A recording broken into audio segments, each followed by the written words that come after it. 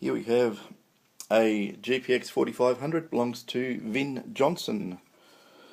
Serial number B100737. It is a Minelab GPX4500. And Vin keeps telling me it finds hot rocks, it won't find gold, and all sorts of other very strange things that he hasn't found gold for a certain amount of time with the detector. It's probably more than likely the gold field's depleted and he's blaming the detector. But anyway, he sent this detector back to us. I think it's probably on its fourth time now, but it came in with a completely different fault, and the fault was that the function select switch here wasn't working. Now, the function select switch was jammed and you couldn't alter the display. If you have a look at the function select switch, where it connects into a little daughter board here, and the daughter board controls the functions from that. Now, when we do these detectors up and modify them, we do not even touch this part of the circuit. We have no reason to. So the fault with this encoder here was a natural failure through use or something, or even dust getting into it. Anyway, he sent it here, basically implying that it's our fault, but it isn't. It's like saying that the guy worked on my motor but the gearbox blew up and it's his fault. No, it's not. So anyway, we fixed this rotary encoder here by putting some electronic cleaning solvent on it, and the problem went away. I haven't been able to reproduce it, so as far as I'm concerned it's fixed. Could be dust from manufacture, who knows. Anyway, let's just test out his detector and we can explain that it's working perfectly. Considering we've done probably over 1,000 of these detectors, and this is the only problem one. But anyway, here we go. We'll turn it on. I'll hold the switch down to put it into factory reset mode.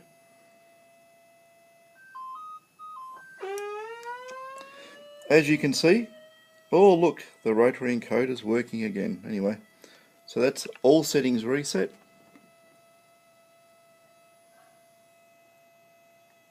And now the detector is reset. Now, we have on the front end of this detector, I'll put some light on it so I can see.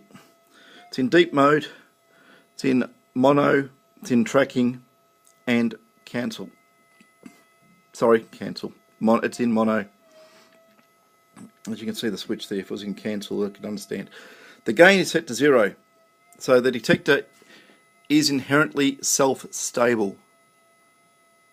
It's a very, very slight amount of noise coming through the detector through interference, which is normal. And that's a ring. It's a gold ring. We're using a crossover coil, gold ring. So it's a half field coil. We're getting half the field into the coil. And even with 0 gain, I can hear that at about 30 centimeters. Not a problem. Let's turn the gain up to about halfway or so. The detector is still relatively stable. It's not too bad. It's getting a little bit of wobble through it. Let's get the ring. Now this is in normal mode.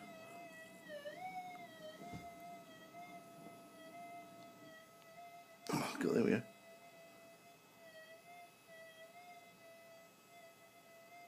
Probably up at about 45 centimeters. Okay, small gold.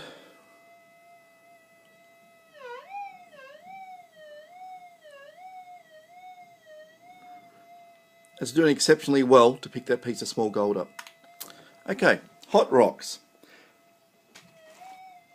This is the biggest tub of Kalgoorlie hot rocks in the top and pure ironstone granules from Stall in the bottom. It's the hottest of the hot. If a detector can get rid of this, it's doing exceptionally well.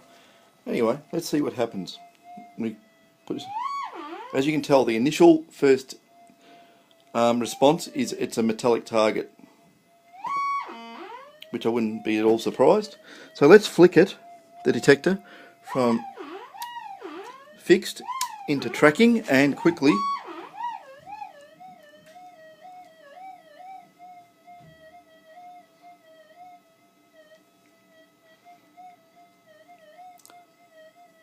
there's a little bit of residual there, but this is such a heavy target.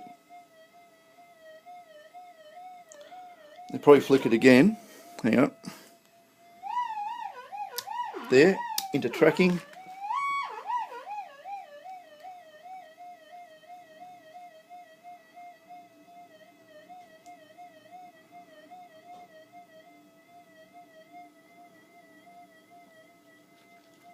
Basically tracked it out. And of course, small gold,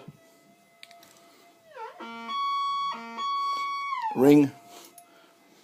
Now, we're in normal mode, deep. There's nothing special. This detector works fine. You know, it's like it's hot rock by itself.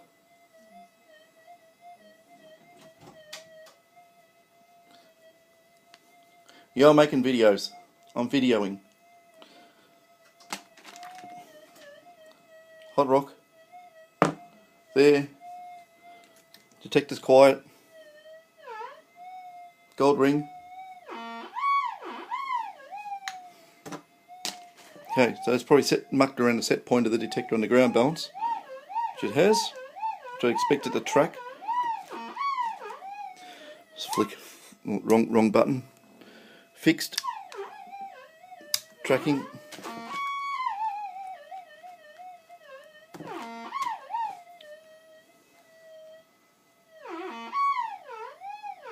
So once the detector's tracked out, it will detect gold, no problem. As you can see, up at about 30, 40 centimetres, something like that. There you go. So Vin, whatever's wrong with your detector from this time onwards, it's either self-inflicted, you're not setting it up properly, you got faulty coils, or it could be a number of other things. It is nothing to do with the detector. Absolutely nothing. So here we go, look. Interference coming in. And it'll drift out.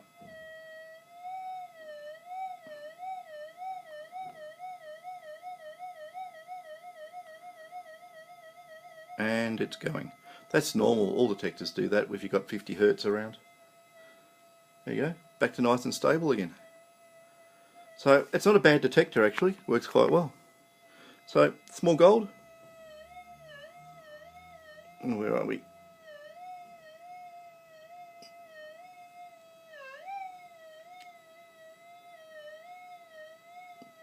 You can detect that small gold with a great whopping pile of the hottest rocks you could ever get.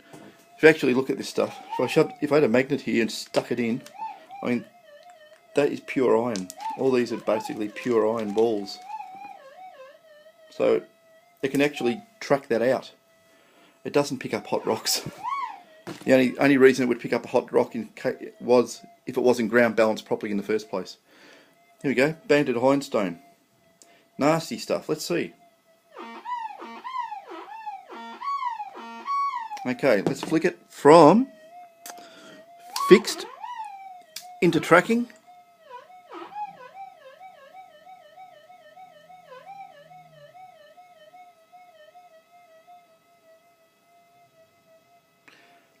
It's basically tracked out the banded ironstone.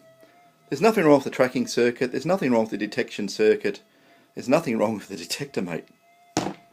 If you don't believe me, well, I don't know what to say. I really don't know what to say. It's all I can do. There's your detector. I'm going to put it back in its little box with those Eureka flags on it, which shows it's yours.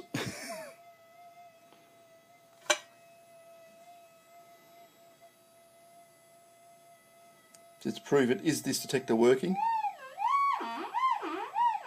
Touching the input wires.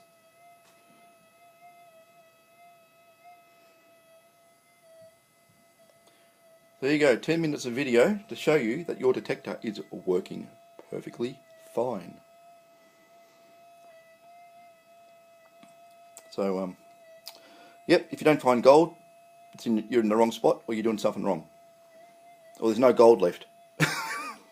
Bye.